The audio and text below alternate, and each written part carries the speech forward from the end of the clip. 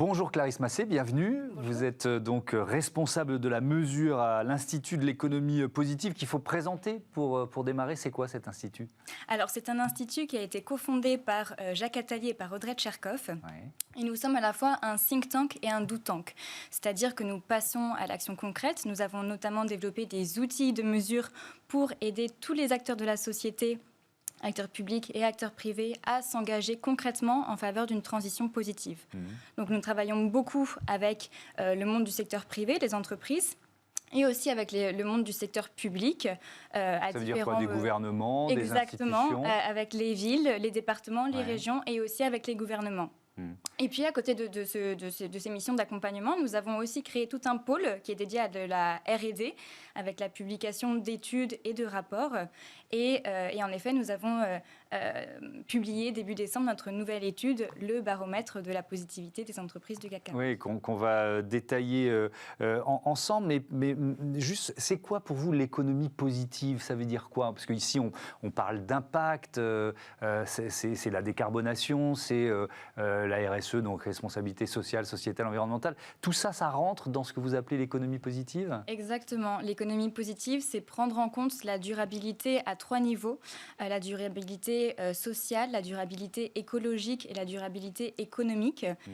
Et c'est surtout aussi prendre en compte l'intérêt des générations futures et la vision de long terme dans les processus de décision. Alors ce baromètre de la positivité du CAC 40, comment il est réalisé déjà avant d'en découvrir les résultats? C'est quoi Parce que voilà, vous faites un classement des entreprises qui est très regardé, donc comment il est réalisé? Qui contrôle aussi? Qui le valide d'une certaine façon? Alors, ce qui est important, c'est que l'indice de positivité, c'est un outil qui constitue le fondement de cette étude. Alors, l'indice de positivité, qu'est-ce que c'est? C'est un outil qui a été développé par l'Institut en 2015 en impliquant un grand nombre de parties prenantes, des économistes, des scientifiques, des experts et des dirigeants d'entreprises. Et c'est un outil qui permet aux entreprises à la fois d'avoir une vision à 360 degrés en matière d'impact positif et aussi Donc il y a cette vision à 360 degrés, et puis il y a quoi d'autre dans ce baromètre?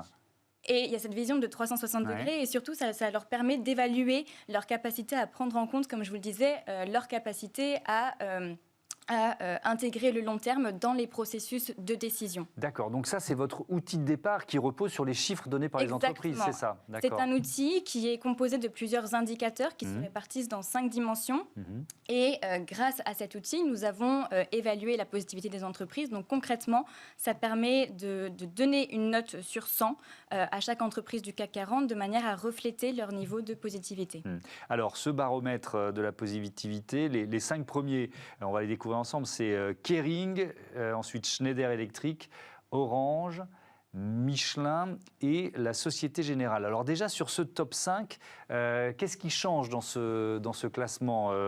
Kering qui prend la première place, c'est ça? C'était pas le cas l'an dernier? Exactement, Kering qui se place en première position du classement.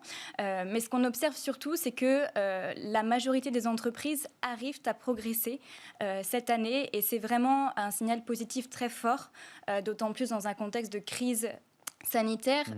On voit très bien que malgré les difficultés qui restent nombreuses pour concilier performance économique et performance durable, les entreprises arrivent à maintenir leur effort et même à progresser sur ces enjeux d'économie positive. Oui, on a la Société Générale qui rentre dans le top 5 qui n'y était pas. Est-ce qu'il y a, si on analyse un peu secteur par secteur, est-ce qu'il y a des secteurs qui placent plus d'entreprises dans les 10 ou les 20 premières places du classement? Alors, on observe que les entreprises du secteur de l'énergie et des biens de consommation obtiennent les très bonnes performances en particulier. Et à l'inverse, que les secteurs sur les matériaux de base et les technologies et le secteur de la santé arrivent plutôt en queue de classement.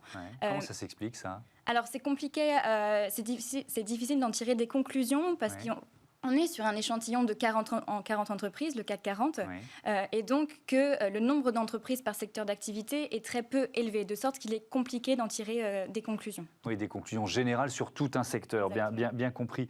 Est-ce que globalement, vous l'avez un peu répondu, mais le CAC 40 progresse, c'est-à-dire qu'est-ce qu'on voit vraiment des chiffres progresser majoritairement dans toutes les entreprises? Alors, si on regarde les résultats de manière macro, on n'observe pas à première vue d'évolution notable du score moyen des entreprises par rapport à l'année précédente. C'est plutôt stable. On est à combien d'ailleurs? On est à un score de C+. On est sur un système de notation littérale, sur une échelle de A+ à E+. Donc c'est un score qui est correct. En revanche, si on regarde les résultats de manière plus granulaire, on observe que les entreprises progressent en moyenne de 10%, donc c'est une évolution qui est marginale. Mais si, encore une fois, on replace dans le contexte de crise, en fait, cette évolution marginale, c'est vraiment quelque chose de fort. Oui. Et alors, si on regarde les progressions dans ce baromètre de la positivité, on trouve Publicis qui progresse de 13 places, Hermès de 9 places, Safran de 8 places, Saint-Gobain de 8 places. Pour progresser, quels efforts il y a à faire? Moi, je vais spontanément parler de la formation, peut-être du partage de la valeur. Quels sont les leviers que les entreprises activent pour progresser dans cet indice de positivité?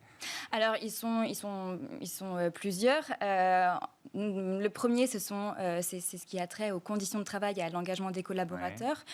Ce qu'on voit, c'est que les entreprises sont particulièrement performantes sur cet enjeu des conditions de travail. Enjeu qui a pâti de la crise. On l'a vu, par exemple, sur le taux de fréquence des accidents de travail, un indicateur qui permet d'évaluer les conditions de travail. Le taux de fréquence des accidents a diminué de 20% pendant la crise, du fait, d'une part, de la généralisation du télétravail et, d'autre part, de la contraction de l'activité économique. Ce qu'on voit également, c'est que la grande majorité des entreprises du CAC 40, 80% environ, mettent en place des politiques de parentalité pour favoriser l'équilibre entre vie privée et vie professionnelle, et notamment Kering, en effet, qui se situe en première position du classement, qui a mis en place une bonne pratique puisqu'elle a instauré un congé paternité et maternité de 14 semaines. Est-ce que le partage de la valeur, c'est aussi un levier, un critère important? Bien sûr, le partage de la valeur, alors qu'est-ce que ça signifie? C'est regarder comment est-ce que l'entreprise partage la valeur qu'elle crée, c'est-à-dire son chiffre d'affaires, avec l'ensemble de ses parties prenantes. Comment est-ce qu'elle répartit cette richesse en termes d'investissement, en termes de mécénat par exemple, et en termes de dispositifs pour ses salariés. On parle de stratégie à long terme, les conditions de travail, vous l'avez évoqué. C'est marrant parce que spontanément, vous n'avez pas évoqué l'empreinte environnementale. C'est pas forcément le critère le plus important, ou alors ça dépend des secteurs. Il y a des secteurs sur lesquels elles mettent le paquet sur l'empreinte environnementale. Alors bien sûr, l'empreinte environnementale, c'est absolument un enjeu fondamental quand on parle d'enjeux ESG. Ce qu'on voit en matière d'empreinte environnementale, c'est que les entreprises parviennent aussi à maintenir leurs efforts dans ce domaine et qu'elles prennent des engagements particulièrement ambitieux, notamment en matière de stratégie de réduction de leurs émissions carbone, et qu'elles mettent en place aussi des plans d'action très concrets sur certains enjeux clés liés à l'environnement. Aujourd'hui, le baromètre le révèle, 100% des entreprises du CAC 40 mettent en place une politique de gestion et de prévention de leurs déchets et une majorité, une politique de réduction de leur impact sur la ressource en eau. Et puis, ce que l'étude montre aussi, et ce qui est très, très intéressant, c'est qu'il y a un enjeu environnemental qui a longtemps été le parent pauvre de la stratégie environnementale des entreprises, c'est la biodiversité. Pourquoi ? Parce que les risques liés à la biodiversité ont longtemps été perçus comme assez théoriques.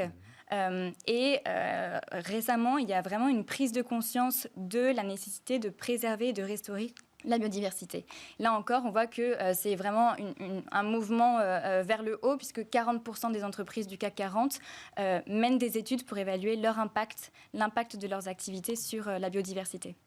Merci beaucoup, merci Clarisse Massé d'être venue nous présenter ce baromètre de la positivité du CAC 40 réalisé comme tous les ans par l'Institut de l'économie positive. On passe tout de suite à notre débat et on va parler d'un levier qui est majeur en termes de bilan RSE ou ESG, ce sont les achats responsables. Tout de suite, notre débat Smart Impact.